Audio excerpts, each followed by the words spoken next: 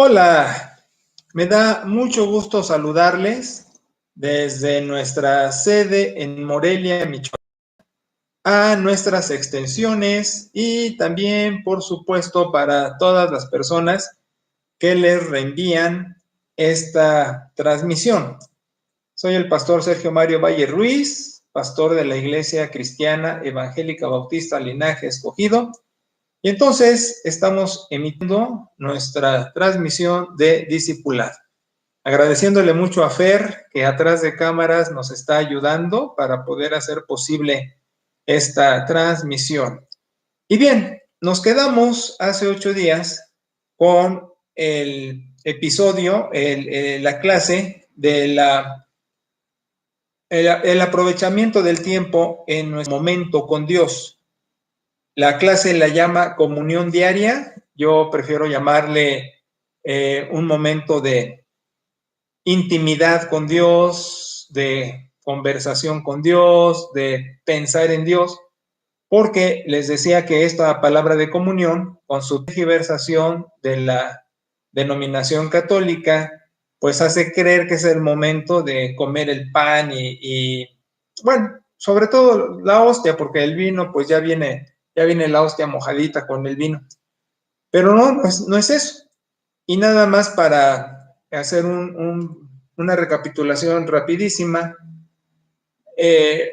eso de la comunión con la denominación católica, la transubstanciación, de que la hostia se convierte en el cuerpo de Cristo, pues es una cuestión obviamente que nosotros no aceptamos por la interpretación bíblica, haciendo la diferencia con la denominación católica, que también, aparte de manejar Biblia, se basan en la tradición y en lo que los obispos han venido concluyendo a través de la historia.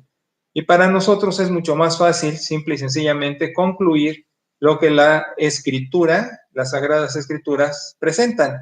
Y presentan esto de partir el pan y comer la iglesia como un símbolo de festejar a nuestro Señor Jesucristo. Como en una fiesta se festeja al hombre, pues eso es participar del pan. Pero bueno, hago la diferencia de que comunión lo entendemos como compañerismo y todavía mejor como un compañerismo íntimo, un momento íntimo. Entonces, hace 8 días hablábamos de términos claves como son el antropopatismo y el antropomorfismo, y decía que uno es hablar de Dios entendiendo nuestras emociones, nuestros sentimientos, y el otro es hablar de Dios pensando en nuestra forma, en nuestro modo. Entonces, por eso decimos que Dios siente, por eso decimos que Dios piensa, por eso decimos que Dios se manifiesta. Ahora, la mejor manera en que se ha manifestado nuestro Dios Señor ha sido a través de su Hijo Jesucristo. Es la revelación climática. O sea, dice la misma Biblia que Dios, habiendo hablado de muchos modos en todos los tiempos y a través de los profetas para escribir la Biblia, las Sagradas Escrituras, la cumbre de su revelación ha sido a través de la persona de su Hijo. Entonces, también decíamos que para entender eso, la revelación, decimos que hay 3 situaciones. Una es la inspiración, otra es la iluminación y otra es la manifestación. La inspiración toca nada más al trabajo de escribir la Biblia. Dios inspira, el término técnico es sopla, ¿sí?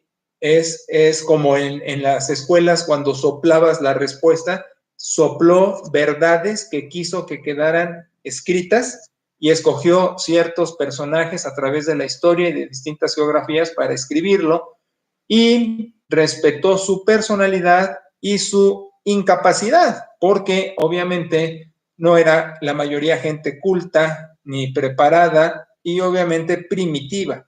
Entonces, mucho de lo que hay en la escritura refleja precisamente la personalidad y la limitante del escritor sagrado. Por eso mucha gente se confunde y dice, oye, si la Biblia es inspirada, si la mandó Dios, ¿por qué tiene límites en cuanto a lo escrito? Y la respuesta es obvia, pues la escribieron personas de hace muchos años que no tenían ni nuestra capacidad intelectual, ni nuestra formación académica, ni los avances tecnológicos. Entonces narraban como mejor podían. Y las traducciones de la escritura tratan ya de cómo poner más en claro los conceptos. Por ejemplo, en el capítulo 1 de Génesis, que dice en español ya que el Espíritu de Dios se movía sobre la tierra, sobre la faz de la tierra, de las aguas, en hebreo literalmente está diciendo que Dios empollaba la tierra. Entonces, los traductores lo que hacemos es, ¿cómo pongo eso a que la gente entienda lo que quería decir de origen, pero su correspondencia en nuestra actualidad contemporánea? Y es que el hebreo, repito, con sus limitaciones intelectuales, académicas, científicas, pues tenía que poner las cosas como mejor entendía. Y la manera de entender que Dios cubría su creación, pues era con la figura de la gallina empollando un huevo. Entonces, ese es un ejemplo nomás de que la Biblia no es un libro científico, es un libro de carácter espiritual, religioso, nos transporta a la relación con la divinidad, ese es el asunto.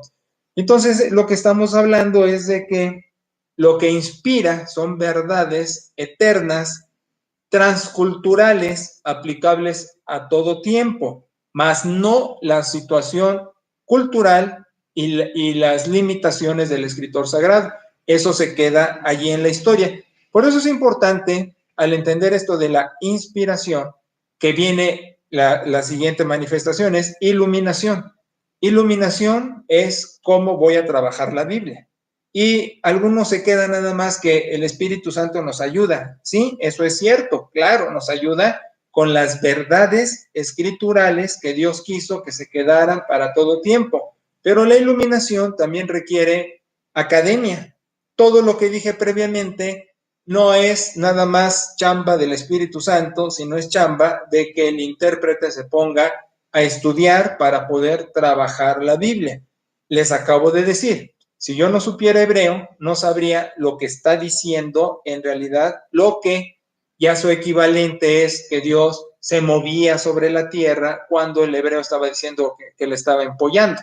Entonces, se necesita también la academia, aprender los idiomas bíblicos, aprender hermenéutica, que es la metodología de interpretación de los textos, aprender exégesis, que es el trabajo de interpretación y de traducción de los textos. Entonces, sí se requiere también ese quehacer. Ahora, para la gente que no tiene esa oportunidad, entonces estamos quienes podemos ayudarlos y acompañarlos. Pero yo lo que les digo siempre es, el trabajo escritural no puede ser de carácter de manipulación. Entiéndase esto. Por ejemplo, en la época de la Edad Media, por ejemplo, las escrituras no estaban en el idioma vernáculo, estaban en latín. Y entonces la gente batallaba porque no tenía capacidad de llegar a la Biblia, sino que se decía en latín y los incultos que no conocían latín, el trabajo del culto y del manejo bíblico, pues se quedaban en la oscuridad. Fue hasta el Renacimiento que la gente regresó a estudiar estos idiomas, griego, hebreo, etcétera, y entonces ya en las reformas europeas se buscó hacer traducciones de la Biblia a los idiomas de cada región, vernáculos, de tal manera que la gente pudiera leer la Biblia en su idioma. Así puede descifrarla mejor y puede, en lo que es el aspecto natural o simple, tener cierta comprensión, pero ya en lo complejo, en lo que es trabajo de interpretación, etcétera, pues sí requiere la ayuda de quienes hemos tenido la oportunidad de tener ese quehacer. Por eso, hoy día en las congregaciones se oyen muchos disparates acerca de la Biblia. Y eso es delicado porque como entendemos que hay iglesias, entendemos que hay distintas maneras de interpretarla. Y esto es en base a la improvisación y a la falta de academia. Por eso insisto mucho que sí, una persona que no tiene la preparación puede leer la Biblia, puede entender hasta cierto punto ciertas cosas, pero para tener un entendimiento completo, cabal, profundo, sí se requiere la técnica de lo que se enseña en la academia del estudio de los idiomas y del trabajo de interpretación. Si no, repito, es lo que está pasando hoy día con la enorme improvisación de liderazgo en las iglesias, pues hay muchos disparates, disque, porque la Biblia lo dice. Hay quienes incluso interpretan de manera literal secciones que no pueden ser interpretadas de manera literal. La Biblia es un libro que compone muchos libros, por eso biblios en nominativo y biblión en acusativo en el idioma griego, que está definiendo lo que es la biblioteca, significa biblioteca.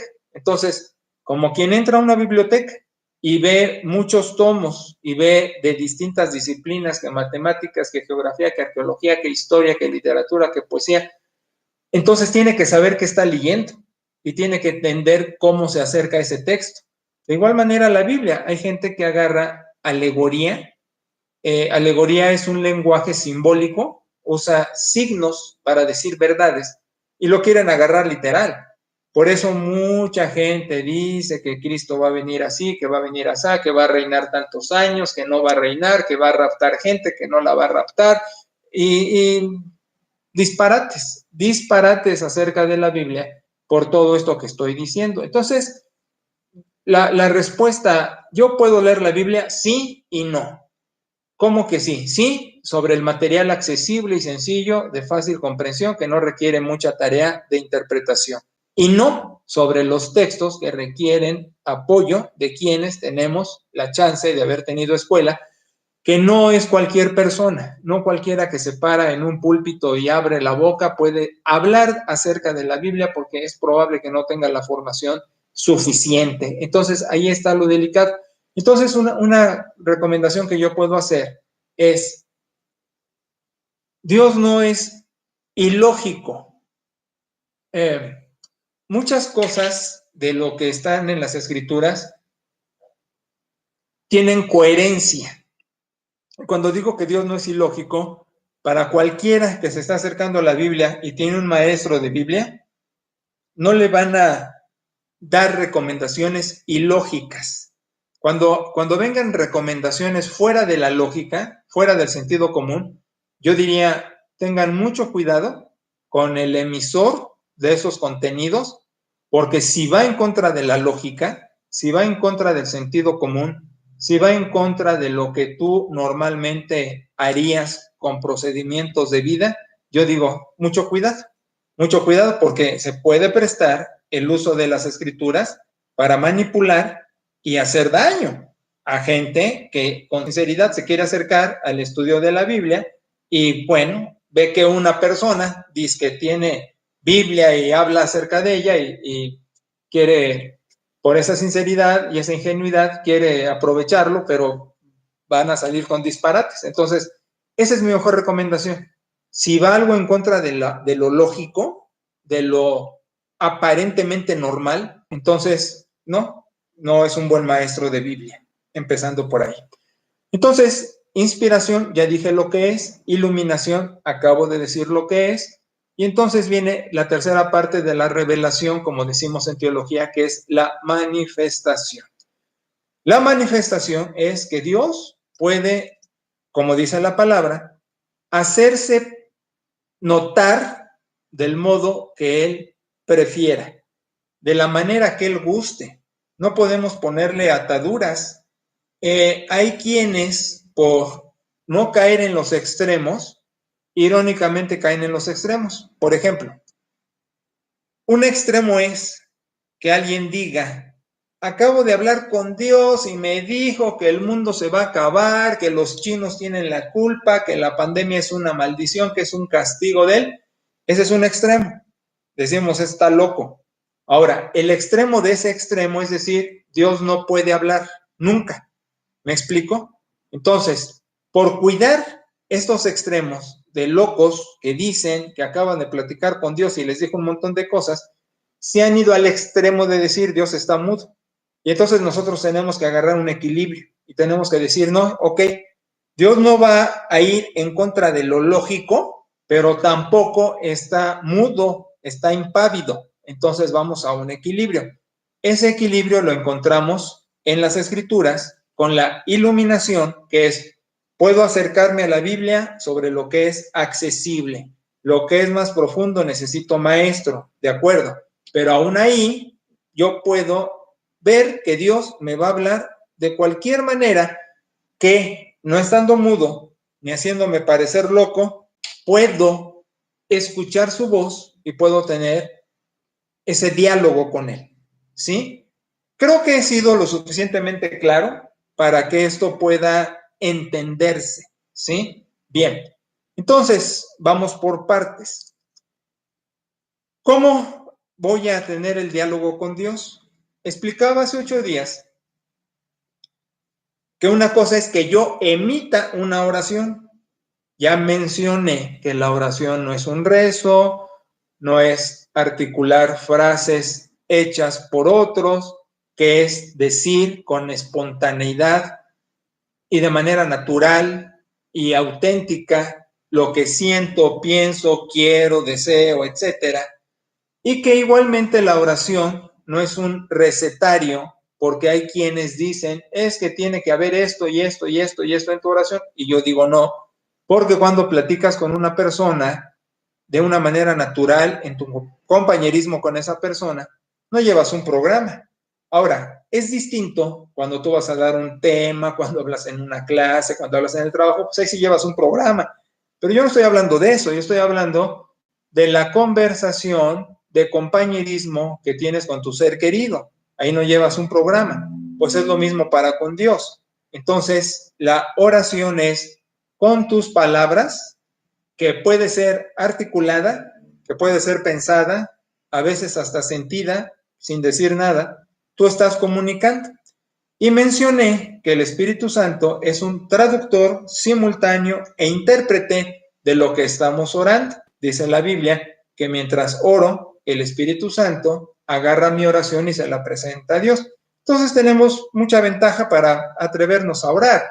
Puedo hacerlo en un espacio privado, puedo hacerlo unos minutos a solas, puedo hacerlo en la combi pensando, puedo hacerlo manejando, puedo hacerlo mientras estoy en la cocina.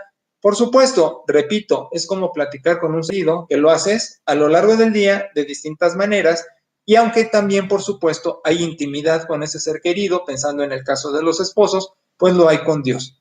Y aquí es importante ver dos cosas que no se contradicen, sino se complementan. Una es ver nuestro tamaño delante de Dios, que siempre tendremos que llevar el anticipo de que somos pecadores. Somos pecadores por dos vías. Una, nacemos en un mundo contaminado, ya, ahí ya venimos con pecado. Y dos, porque hacemos, sentimos, pensamos, actuamos pecaminosamente. No quiere decir que seamos las peores personas del mundo, pero quiere decir también que no somos las mejores personas del mundo.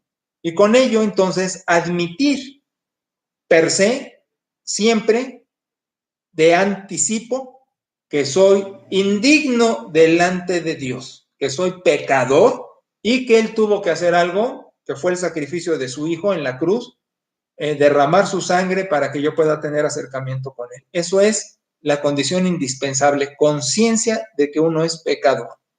Pero simultáneamente, y por eso digo que se complementa y no se contradice, entender que Dios es mi amigo, porque si yo admito que soy un pecador a priori, per se, entiendo que Cristo en su gracia me recoge, me salva, me limpia con su sangre mis pecados, de tal manera entonces que se convierte en mi amigo. Pero yo tengo que entender eso muy claro porque no puedo llegar a Dios como si fuera mi abuelo que me va a consentir y que yo soy mimado, sino que es un papá. Y como papá me ama, pero también me forma. Y como papá también me disciplinó y me disciplinó en su Hijo Jesucristo. Y yo tengo que tener eso muy claro en mi cabeza para acercarme, como dice el texto, confiado al trono de la gracia, sabiéndome pecador y con ese enorme hecho de la muerte en la cruz, admitirme también como amigo de Jesucristo. Entonces, con esa combinación, yo puedo entender perfectamente mi acercamiento con Dios. ¿Te fijas? Eso es importantísimo. Con ello, entonces yo puedo disfrutar mi intimidad con Dios. Pero quise insistir y subrayarlo porque no quiero para nada dar la idea de que yo me puedo subir en las piernas de Dios, en sus rodillas, como los niños a Santa Claus en los centros comerciales, y jalarle la barba y pedirle juguetes, sino siempre entender que si me puedo subir a su regazo es porque la sangre de Jesucristo me limpió de todo pecado, porque soy pecador, indigno, y solo Él tuvo que haber hecho algo magnánimo, que fue la entrega de su Hijo para que yo me pueda subir a su regazo. Eso tiene que quedar totalmente claro, ¿verdad? De tal manera que cuando yo digo que aprovecha la amistad con Dios, la familiaridad con Él y todos los etcéteras, es con la preconfiguración de que la sangre de Cristo me ha limpiado de todo pecado. Y lejos de ser conchudo y cínico ante ese hecho, estoy agradecido y camino con humildad delante de mi Dios, que no quiere decir humillación como gusano, sino alegre, festivo, la frente alto, pero midiéndome a su estatura. Y ahí está la humildad, porque digo, híjole, de polvo y de nada me haces, como dice el texto, sentarme con los príncipes de tu pueblo por tu gracia y por tu favor. Eso tiene que quedar muy claro. Entonces viene la otra parte que mencioné hace 8 días con esto de los sentimientos y la forma con la que tú te expresas, análoga a tu sentimiento y tu persona, viene lo que decimos en teología, la teofanía. La teofanía, fanal, tú conoces, fanal es el faro de tu automóvil, fanos es la iluminación y theos, la iluminación de Dios. La teofanía es una manifestación de Dios peculiar, peculiar. Por manifestación de Dios, te estoy diciendo, se va a hacer notar. Te estoy diciendo, vas a saber que es Él. Te estoy diciendo, te das cuenta que se está comunicando. ¿Ok? Ahora, déjame usar esta figura para hacer el contraste. Para nada es, como en una sesión espiritista, como has visto en las películas, espero, porque jamás recomendaría que estuvieras en una de esas porquerías, pero aún en las películas ni vale la pena verlo, pero bueno, que agarran y invocan y hablan y la mesa se mueve. No, no estoy hablando de eso, pero sí estoy diciendo que se va a manifestar. Y por cierto, tú no lo tienes que invocar, invocar es mandarlo traer, y eso pues no sucede con Dios, más bien Él te manda traer, y además siempre está presente. Pero la teofanía, que es la manifestación de Dios, es de muchísimas maneras, de muchos modos. Puede ser tan apacible, tan quieto, tan discreto, diríamos a veces hasta imperceptible, o puede ser muy sonoro, muy manifiesto, muy dramático. Vamos, es como una escala musical. Puede empezar con un tono muy agudo e ir hasta el tono más bajo, ¿no? Es al revés, tono más agudo y ir hasta el tono más bajo. O sea, él va a manifestarse de la manera que le plazca. Aquí lo que voy a decir es, hay que tener los oídos destapados, como cuando en un viaje en avión o en camión, de montaña a descender o viceversa, se empiezan a tapar los oídos y hay que bostezar, abrir la boca, mascar chicle para que se destapen, ¿no? O a veces el cerumen también tapa los oídos y hay que hacer un procedimiento de limpieza. Jesús dijo, el que tiene oídos, oiga. Lo que estoy diciendo es que hay que estar alerta. Mira, vivimos en un mundo que es instantáneo y provee muchas cosas de facto. Y entonces, todo ya lo queremos como el café, como el cajero permanente, instantáneo, instantáneo, instantáneo, instantáneo. Y la cosa es que mucho lleva su proceso. Ahora, el burro criticando las orejas del conejo, que si alguien me conoce bien sabe que soy acelerado y que soy de todo, nada, ahora o nunca. pero el asunto es que con Dios hay sutileza. Con Él no existe la desesperación, la premura, la ansiedad. Entonces va a manifestarse de modos muy apacibles, si es necesario, o muy dramáticos. Te digo que es una escala musical amplia, es un espectro amplio. Entonces, mis recomendaciones son las siguientes. Si tú platicas con él a lo largo del día, entiende que se va a comunicar porque esto es un diálogo. Mi primera recomendación es que puedas recibir su mensaje a través de las escrituras. Y a través de las escrituras, adrede de lo que acabo de decir, lleva dos caminos. Uno, el que tú puedes tomar, y otro, el que otro te auxilie a tomar. El que tú puedes tomar es esto. Por ejemplo, te recomiendo que leas los Salmos. Salmos están a la mitad de la Biblia. Te recomiendo que lo leas porque son sentimientos, son emociones. Ahí no puedes sacar doctrina. Ahí lo que vas a ver en los Salmos es gente como tú que se expresa ante su necesidad. Y a veces tiene miedo, tiene gozo, tiene apuro, tiene una preocupación, tiene tranquilidad, tiene fiesta, en fin. Vas a ver en los Salmos, como leas los Salmos, gente que se parece a ti y que expresa sus emociones. Te digo que no lleva doctrina porque, por ejemplo, hay un salmo donde el escritor dice, a mis enemigos rómpele los dientes, que se caigan y se quiebren la cabeza. Y tú no puedes sacar doctrina de allí diciendo, híjole, si yo le pido a Dios que mate a mis enemigos, lo va a hacer. No, lo que vas a ver es que el escritor sagrado siente como tú y que Dios puede recibir un histérico, y no es un insulto, sino que en un momento dado estamos alterados de los nervios, puede recibirlo y lo puede apapachar en medio de su problema emocional. Entonces, si tú lees un salmo de esa naturaleza, dices, ah, caray, Dios puede recibirme aún en un mal momento. Por eso te digo, el compañerismo con Él no se pierde nunca, no se eclipsa.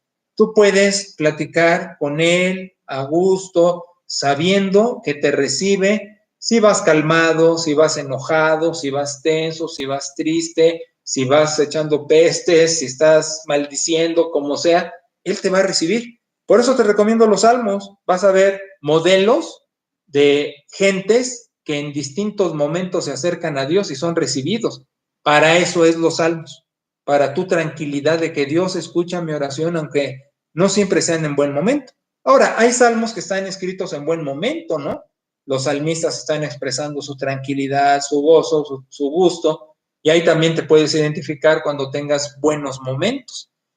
Por eso son los salmos, para que veas que la gente siente y que no eres ni un bicho raro, ni que Dios te dio una patada y te desechó, sino que entiendas que Él también te recibe así.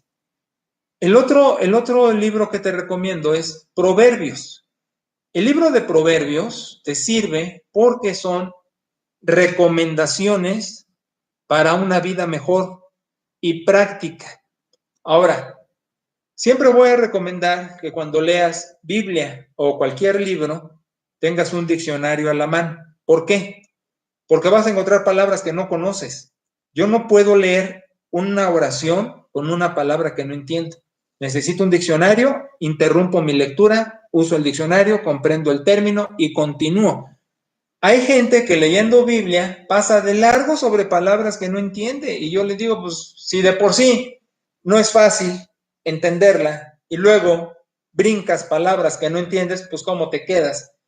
La Biblia no es de superstición que nada más con pasar los ojos ya recibí. Tienes que leerla y captar y comprender para su aprovechamiento. Entonces, ten un diccionario para que puedas entender términos que no entiendes. Y en Proverbios, sin duda, va a aparecer una que otra palabra que no comprendes y el diccionario te va a servir. Pero en Proverbios, las sentencias sapienciales, o sea, sabias, son consejos prácticos para que vivas bien, para que te conduzcas bien. Y ahí lo que recomiendo tanto con Salmos como con Proverbios es que no te extiendas leyendo todo un capítulo, porque son muchas sentencias, se te van a pasar varias y por querer avanzar, en realidad no avanzaste. Lo que recomiendo es, tanto en el Salmo como en el Proverbio, lee hasta donde captaste una sección, que pueden ser 3 líneas, 4 líneas, 5 versículos que componen un parrafito, 2 renglones, lo que tengas que leer que comprendes. Y lo que he insistido, escribe en una tarjetita lo que captaste de lo que leíste en tus propias palabras. Y así ten la seguridad que tienes el entendimiento de lo que leíste.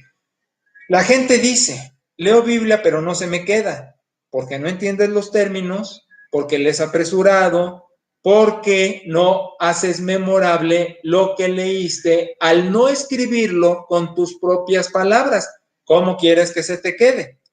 Si lo escribes en una tarjetita con tus palabras, y por eso digo, no más de 3 líneas para que pueda ser claro y corto, y lo guardas en el bolsillo y lo traes a lo largo del día y luego lo sacas de vez en vez para recordar lo que leíste, me recanso, ganso, diría alguno por ahí, que sí se te queda en la cabecita. ¿Ves? Y eso es aprovecharlo.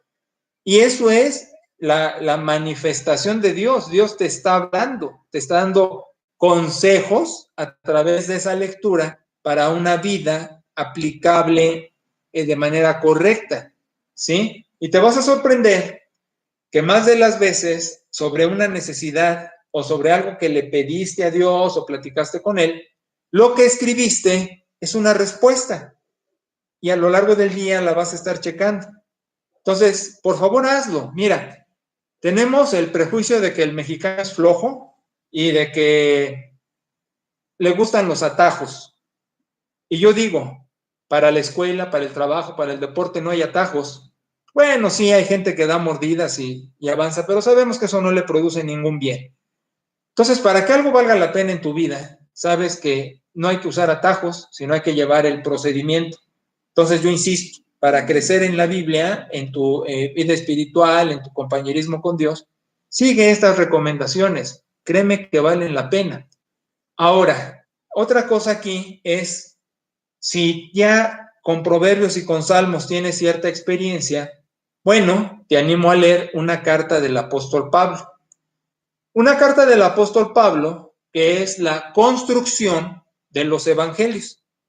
En los evangelios es la biografía de Jesús. Puedes leerla para conocer un poco más de Jesús. Te recomiendo el Evangelio de Marcos. Es muy puntual, va al asunto y nos presenta la biografía de Cristo. Que conozcas más la historia de Jesús. Pero el apóstol Pablo descifra la historia de Jesús. Por eso recomiendo la lectura de Pablo. ¿Qué puedes leer que da el apóstol Pablo? Las cartas más cortas, por ejemplo, Efesios, por ejemplo, Gálatas, por ejemplo, Filipenses. ¿Y sabes qué? Mejor que Gálatas, Efesios y Filipenses. Lee con calma Efesios o Filipenses y vas a comprender cómo Pablo descifra a Cristo y empieza a construir teología. Y te ayuda en tu discernimiento de quién es Jesús, su obra y cómo te puedes relacionar como discípulo mejor con él. Si lees Efesios y Filipenses, después puedes ir a Gálatas. Y ahí entenderás cómo opera la vida de fe, que no la vivimos por obras, sino por fe, pero ya es un escalón más adelantado. Incluso si con esas lecturas necesitas ayuda, con mucho gusto puedo ayudarte o quien te reenvía esto te puede aconsejar o yo puedo intervenir y te puedo ayudar en tu trabajo bíblico. Y ahí pasamos a la segunda vía. Aquí dije lo que tú puedes usar. Vamos ahora a la ayuda de otros y entonces te diré, aquí ya viene el trabajo de clases, de sermón, pero repito, como ya lo mencioné, tiene que ir muy de la mano con gente que sepa lo que está diciendo. Tenemos un enorme porcentaje de gente que habla de Biblia en púlpitos, en televisión, en videos, en iglesias, en todos lados, que carece de la preparación para poder hacer interpretación. Y yo te recomiendo, insisto, mucho cuidado con eso. Aunque sean muy populares y aunque gusten mucho, puede ser o superficial su dicción o puede ser tergiversado su contenido. Entonces, dispensa que te lo diga de esa manera, pero pues es así. Yo te recomiendo ver los sermones que emitimos desde este canal de YouTube, las clases como estas que se emiten desde este canal de YouTube, para que puedan auxiliarte a tu crecimiento espiritual desde un trabajo bíblico, vamos a decirlo así, profesional, de donde hay ciencia, hermenéutica y exegética para hacer trabajo de interpretación, ¿sí? Y entonces allí ya estás más completo porque tienes lo que tú puedes tomar y tienes la ayuda de profesionales que podemos decirte con autoridad qué es lo que dice la escritura, que es la comunicación del cielo directamente. Y entonces así estamos diciendo es una teofanía porque Dios está manifestando. Ahora, no es la única manera en que se manifiesta el Señor. Te digo que por cuidar los extremos, algunos se quedan allí nada más. No, cuidado con que Dios está hablándole a todo mundo y están diciendo disparates, entonces decimos Dios es mudo y nada más nos vamos a que habla a través de la Biblia. No, mira, vamos a ir a un equilibrio. No habla a través de orates que se paran y dicen Dios me habló y me acaba de decir esto, pero tampoco está mudo. Entonces el equilibrio va en dos vías, lo que puedes ver de Biblia, lo que puede un maestro de Biblia decirte, y ahí está hablándote Dios, pero hay otras maneras también, otras teofanías.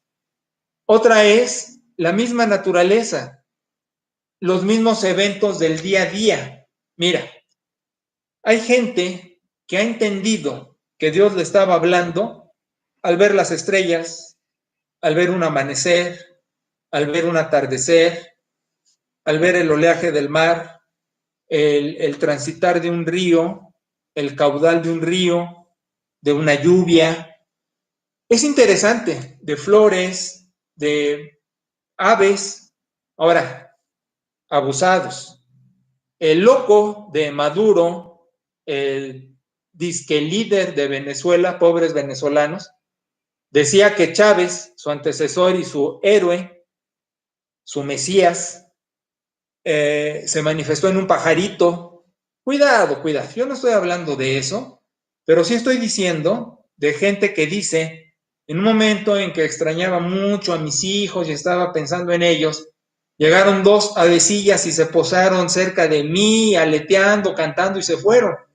Y han dicho, sentí que Dios me estaba diciendo que como esas avecillas alegres y en parejita volando las cuido, así estoy cuidando a tus hijos. ¿Me explico? Entonces, son los momentos tiernos de las teofanías donde tú entiendes que es Dios el que te está hablando, porque te dije, te vas a dar cuenta, como que ves su firma y no es necesario gritarlo como lo o publicarlo a los cuatro vientos, sino es una cosa muy personal, muy íntima, muy discreta, que ahí que yo diría que son las teofanías, se quedan contigo. Y quizás lo que se puede compartir en esta media, en este equilibrio, es decir, mi Dios es muy lindo porque en mi oración yo sentí que me estaba hablando y me dijo que esté tranquilo. Eso es suficiente y no tenemos que mencionar que el texto bíblico me dijo, el mensaje o los pajaritos o eso, porque ya es una cuestión personal, ya es una cuestión muy privada, muy íntima, pero el testimonio que se puede dar es, sí, mi Dios me habla. Ahora, te digo que a través de esos episodios, porque tengo muy presente a una persona que llegaba muy cargada de problemas y vio hacia el cielo, de esas veces que se pueden ver bien las estrellas, y recordó un texto bíblico que dice precisamente que Dios, al tener la bóveda celeste con todas las estrellas bien controladas, dijo, pues ¿cómo no va a controlar mis problemas, no? Así te digo que las teofanías es que tengas los oídos abiertos porque Dios va a hablar en cualquier momento y si andamos a las carreras, tensos, preocupados, cerramos los oídos y no oímos su voz que nos está hablando y podemos decirle, ay Dios, tú nunca me hablas, y dice Dios, no, espérate, te hablé aquí, te hablé allá, te hablé acullá, pero estabas apurado, tenso, nervioso, con los oídos cerrados y nunca te diste cuenta, ¿no? Ahora, esos son los modos suaves. Los modos dramáticos es cuando Dios tiene que ponernos un alto en un camino equivocado y se manifiesta y nos dice, aquí estoy. Y ahí yo puedo compartirte experiencias en mi juventud, precisamente cuando no quería dedicarme al pastorado ni estar cerca de él, y como hubo momentos en que tuvo que manifestarse de una manera tajante, fuerte, vamos, como alguien que te agarra y te regresa a través de situaciones difíciles. Y algunos han dicho, fue a través de un accidente, fue a través de un problema, fue a través de que me lastimé, etcétera, que oí su voz. Y es que llega el momento que viene hablando suavecito, suavecito, en el espectro que estoy diciendo que es muy amplio, y no lo oigo, no lo oigo, no lo oigo, o lo oigo y me hago tonto, y llega el momento que dice, espérate, que tengo que decirte algo, y entonces viene el momento brusco, pero al fin habla. Y bueno, hay otra cuestión muy íntima de tu compañerismo con él, su voz audible. Sí, puede darse, por supuesto. Ya dije a través de escrituras, lo que puedes leer, a través de lo que otros como tu servidor podemos darte, a través de cualquier evento, naturaleza, situación, personajes, música, puede manifestar su voz y tienes que estar atento, y eso es algo muy íntimo, como también puede ser algo muy dramático para que entiendas y un jalón de orejas y ay, Dios me está hablando, pero también su voz audible. Su voz audible es eso, como tú y yo estamos hablando en este momento. Entonces, también presta oídos. Repito, los extremos son, Dios me habla, soy una persona especial, o está mudo, ya no lo hace. El equilibrio es, si me habló, me dijo algo, es muy mío, es muy de nosotros. Es como la vida de la pareja. Hay cosas con Perita que yo digo, me dijo o le dije. Hay cosas reservadas que son muy nuestras, se quedan aquí, ¿sí? Lo mismo pasa con la divinidad. Cuando Él habla, es tan íntimo que se queda contigo. Y hay quienes hemos oído su voz audible y vas a saber que es Él, aunque no tengas que andarlo pregonando a los cuatro vientos, ni sintiéndote tan especial o el único, el consentido, porque somos muchos sus hijos y a lo largo de la historia lo ha hecho con muchos. Somos uno más de tantos, pero que a veces en su soberanía y en su majestad, como Padre, como Hijo, como Espíritu Santo, se comunica de la manera que le place. Pero allí está también una. Entonces, con esto estamos terminando nuestra tema de esto de la intimidad con Dios, el compañerismo con Dios. Espero que te haya sido de provecho. Y aquí seguimos nosotros con mucho gusto y primeramente Dios en 8 días para la próxima clase. A tus órdenes, un placer dirigirme a ustedes. Gracias, Fer, por ayudarnos atrás de cámaras. Que Dios los bendiga a todos. Mucho gusto. Hasta la próxima.